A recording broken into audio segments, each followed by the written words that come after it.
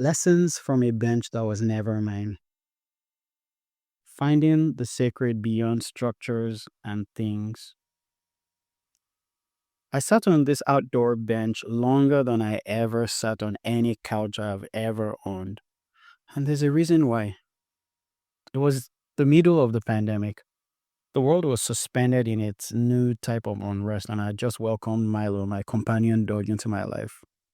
I already had a steady meditation practice, but somehow being outdoors near the natural elements of trees, grass, and an expansive lake seemed more important for me at that stage of spiritual exploration. I was connecting to nature in ways I hadn't experienced before, at least consciously. Milo, my companion, roommate, and a few months old puppy, would simply sit patiently beside me while I meditated. He knew what it meant when I crossed my legs on the slopey terrain. That was his cue to lay right beside me as I would not pay him any more attention.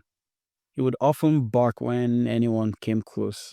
That was useful for me at the time because sometimes I would be so lost, sunken into states of samadhi, that time would seem to stop. And so having Milo alert me when someone moved close was comforting. Yet I also began to feel the weight of his patience. You see, there were moments I wondered if my search for peace was a burden on him because Florida heat is not kind, especially for a big, fluffy dog like him. Eventually, I found a better place, the bench. Milo, let's go to the bench. He knew it. We knew it. It was our new spot. It was the very beautiful spot at my apartment, shaded by trees, facing another stream of water with a beautiful fountain giving current to motion. Here, Milo had more to watch, more movements to occupy him, while I closed my eyes and turned inward. This bench became my place, the still point around which my days would orbit. Here I touched my own being with a consistency I had not known before. It was also during this time that I began writing my book, This Glorious Dance Thoughts and Contemplations about Who We Are. I had started sketching the outline of another book, one on the art of contemplation itself. I'd write about the importance of cadences, of rhythm, of giving structure to something that resists structure. I would write about how even cadences and structures were some type of illusion also. Oh, I was enjoying what it felt like to incorporate tangible practices into an intangible space of knowing. The bench seemed to hold me steady for my contemplative practice as well as hold space while I wrote the 100 or so essays on this Substack.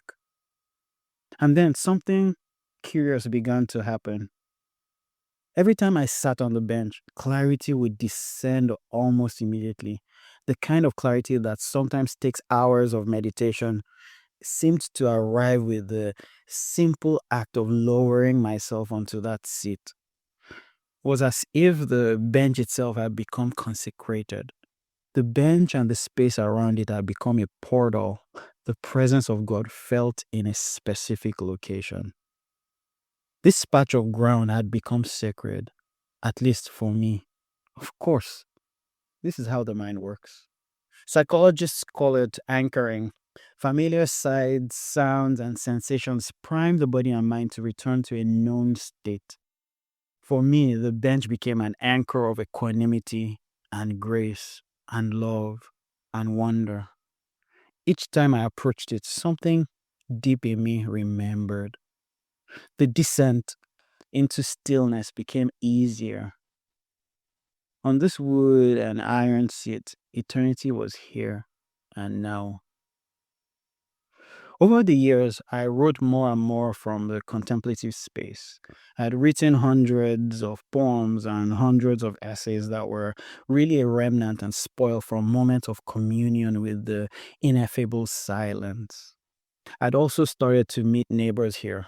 Neighbors became friends, and I would connect one to the other.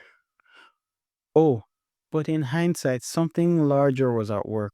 Events unfolded with a kind of hidden orchestration. Each meeting was arranged not by me, but by the same mystery that had drawn me to the bench in the first place. Conversations with these new acquaintances would flow with the same ease as my meditations. But I had to leave.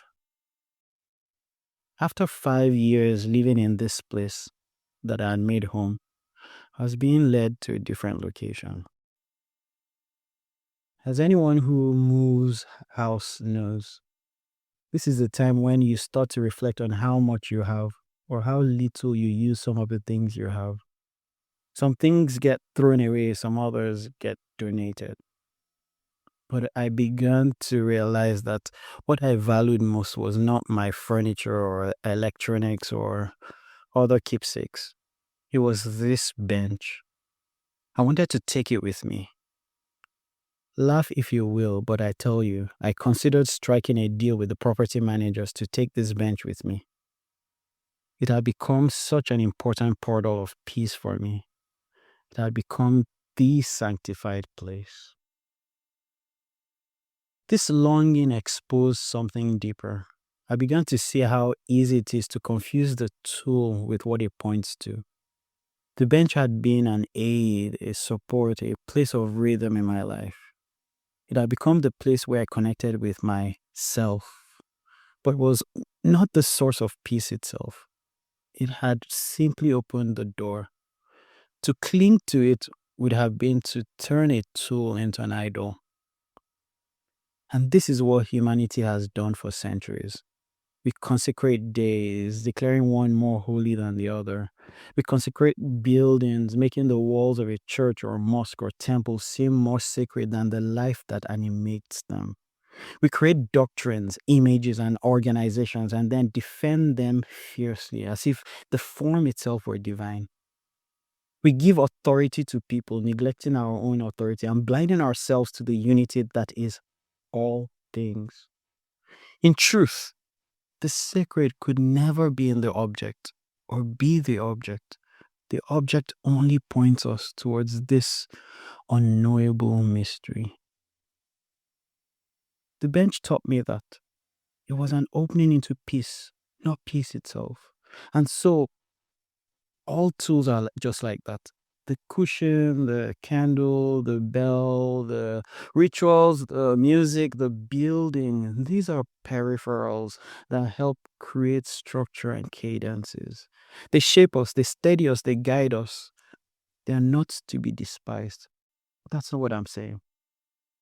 But they're not necessary either. The living mystery does not depend on them. We live in a world full of benches. Places, objects, rhythms help us remember who we are, but sooner or later we must learn to let go, to know that revealed what they revealed is always already here. The portal is never the wood, the stone, or the fabric. The true portal is within, opening in every moment, wherever we are. So I have a reflective question.